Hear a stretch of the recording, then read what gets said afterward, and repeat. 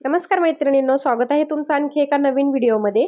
तर आजच्या व्हिडिओमध्ये आपण 10 इंचाच्या बाहीचं परफेक्ट कटिंग कसं करायचं ते अगदी सोपी पद्धत बघणार आहोत. तर इथे मापाचा ब्लाउज आलेला आहे, बघू शकता. तर बाही कटिंगसाठी आपल्याला कोणती मापे लागतात ते आपण बघूया. तर इथे बघा, सर्वात अगोदर मी दंडघेर घेतलेला आहे, तो आलेला आहे 4.5 इंच.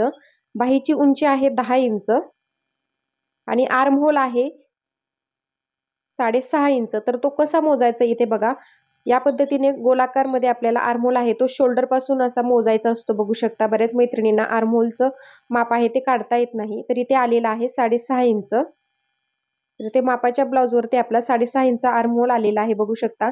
तर हा आर्महोल आपल्याला बाहीच्या घडीसाठी खूप उपयोगी पडतो. तर आता आपण छातीचं माप घेऊया.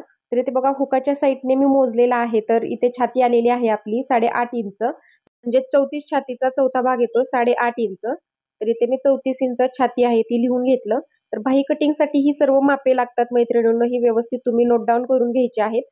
तर मग या मापावरती आपण बाहीचं परफेक्ट कटिंग करूया. तर इथे डबल फोल्ड मध्ये पेपर घेतलेला आहे, बघू शकता. इकडे सुट्टी बाजू आहे आणि पलीकडच्या साईडला बंद बाजू आहे. तर बंद बाजूकडे आता आपल्याला जेवढी पूर्ण उंची आहे त्याच्यात 1 इंच प्लस करून मार्किंग करायचं असतं अस्तरच्या बाहीसाठी. तर 10 इंच बाहीची उंची आहे, तर मी इथे 11 इंचावरती मार्किंग करून घेतलं, 1 इंच प्लस करून बंद बाजूकडे असं मार्किंग करून घेतलं. आणि इकडे ओपन साईडकडे पण आपल्याला मार्किंग करायचं आहे 11 इंचावरती. तर याची आता सरळ रेषा आपण आखून घेऊया. तर इथे बघा, उंचीचं मार्किंग करून झालेलं आहे आता आपलं. आता रुंदी कशी घेतलेली आहे आपण मी परत एकदा दाखवते तुम्हाला. बाहीची रुंदी कशी घ्यायची असते किंवा बाहीची घडी कशी घ्यायची असते. तर या पद्धतीने आपण आर्महोल मोजलेला होता तयार ब्लाउज वरती, तर तो आलेला होता 6.5 इंच. तर प्रत्येक ब्लाउजची बाही कटिंग करताना तुम्ही या पद्धतीने आर्महोल मोजायचा आहे आणि त्याच्यात 1 इंच प्लस करायचा आहे. तर ते 6.5 इंच प्लस 1 इंच आलं 7.5 इंच, म्हणजे आपली ही बाहीची रुंदी आलेली आहे, बघू शकता. तर इथे 7.5 इंचावरती मी आता एक मार्किंग करून घेते. तर बाहीची घडी कशी काढायची हे तुम्हाला याच्यामध्ये समजलं असेल. तर प्रत्येकाची वेगळी पद्धत असते आणि पाठीमागच्या व्हिडिओमध्ये मी जरी वेगळी पद्धत सांगितली असेल तर त्या पद्धतीने सुद्धा बाही कटिंग केली तरी तुमची बाही आहे ती परफेक्टच येणार आहे. तर ही नवीन पद्धत आहे माझ्या आईची, बघू शकता. 25 वर्षाच्या अनुभवावरती मी बाहीचं कटिंग तुमच्याशी शेअर करत आहे. तर इथे बघा, उंची आपली टाकून झालेली आहे, बघू शकता. पूर्ण उंची 11 इंच आलेली आहे, 1 इंच प्लस करून. आणि इथे रुंदी घेतली आपण आर्महोल मध्ये 1 इंच प्लस केलेला आहे, जेवढा काही आर्महोल येईल तेवढं, आणि त्याच्यात 1 इंच प्लस करायचं. एवढं समजलं. तर आता इथे बघा, कॅप हाईट किती टाकायची हे बऱ्याच मैत्रिणींना जमत नाही, तर त्यांच्यासाठी पण मी इथे कॅप हाईटचा मी ऑलरेडी चार्ट आहे तो माझ्या चॅनलवरती टाकलेला आहे, तिथे जाऊन बघा. किंवा तुम्ही नॉर्मली 10 इंचापर्यंत जी बाही असेल त्यांना 3 इंच अशी कॅप हाईट आहे ती टाकू शकता. 6 इंच असेल, 7 इंच असेल तर 2.5 इंच टाकायची आहे. तर इथे बघा, बंद बाजूकडून मी 1.5 इंचावरती आणि 2.5 इंचावरती एक मार्किंग करून घेतलं. तर हे सर्व साईजसाठी मार्किंग करायचं आहे. तसेच हे 1.5 इंचाचं या साईडला कॅप हाईटच्या इथे पण 1.5 इंचाचं मार्किंग सर्व साईजसाठीच करायचं आहे, बघू शकता. ठीक आहे.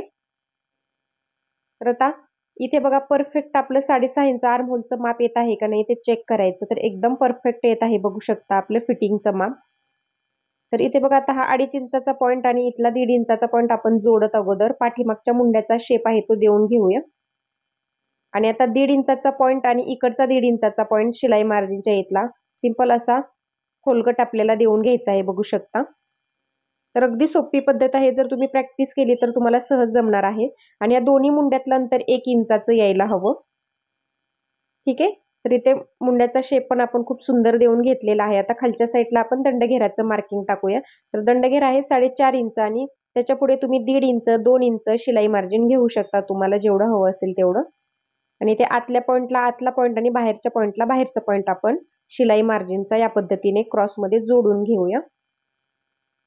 तर बघा, अगदी झटपट आपलं 5 मिनिटात परफेक्ट असं बाहीचं कटिंग मी तुम्हाला कसं करायचं ब्लाउज वरून मापे घेऊन हे डिटेलमध्ये सांगितलेलं आहे मैत्रिणींनो. एवढं आतमध्ये जाऊन तुम्हाला कोणीच सांगणार नाही, एवढी सोपी पद्धत आहे. आणि ही बाही तुम्ही स्टिच करून बघा आणि नंतर मग मला कमेंटमध्ये सांगा.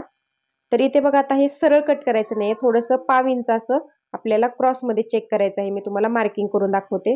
हा पाठीमागचा भाग आहे ना, थोडासा असा क्रॉस मध्ये घ्यायचा खालच्या साईडला आणि नंतर मग बाही येता कट करायची आहे. पाठीमागचा मुंडा बघू शकता या पद्धतीने.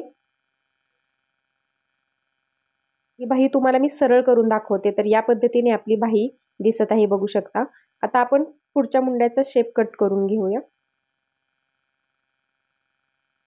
तर इथे बघा परफेक्ट अशी आपली 10 इंचाची बाही इथे कटिंग करून मी तुम्हाला दाखवलेली आहे. तर इथे मी पाठीमागचा मुंडा तुम्हाला व्यवस्थित डार्क करून दाखवते.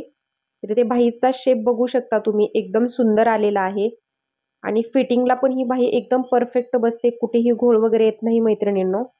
जर तुमचं कटिंग परफेक्ट असेल तर स्टिचिंगच्या वेळेस पण तुम्हाला कुठेच प्रॉब्लेम येणार नाही ब्लाउज घातल्यानंतर.